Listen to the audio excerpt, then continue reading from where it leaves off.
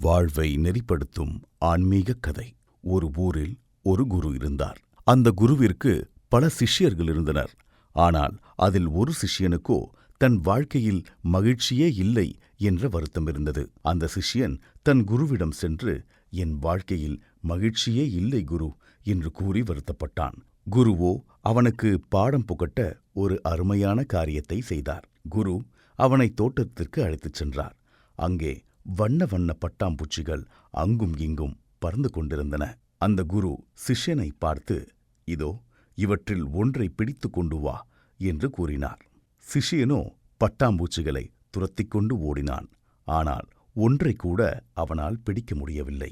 இதை பார்த்த குருவோ சிஷ்யன் களைப்பாவதைக் கண்டு அவன் அருகில் சென்று, பரவாயில்லை, வா, நாம் இந்த தோட்டத்தின் அழகை ரசிக்கலாம் என்று அவனை தோட்டத்தின் நடுவே அழைத்து வந்தார். இருவரும் அமைதியாக நின்று கொண்டு தோட்டத்தின் அழகை கண்கள் விரிய விரிய பார்த்து ரசித்துக் கொண்டிருந்தனர். சிறிது நேரம் கழித்து பல வண்ண வண்ண பட்டாம்பூச்சிகள் அவர்களை சுற்றி பறக்கத் தொடங்கின. மேலும் 2 பட்டாம்பூச்சிகள் சிஷ்யனின் கைகளிலே வந்து அமர்ந்தன. குரு சிஷ்யனை பார்த்து கொண்டு சிரித்து கொண்டே கூறினார், இதுதான் வாழ்க்கை. மகிழ்ச்சியை தேடி துரத்துவது அல்ல வாழ்க்கை.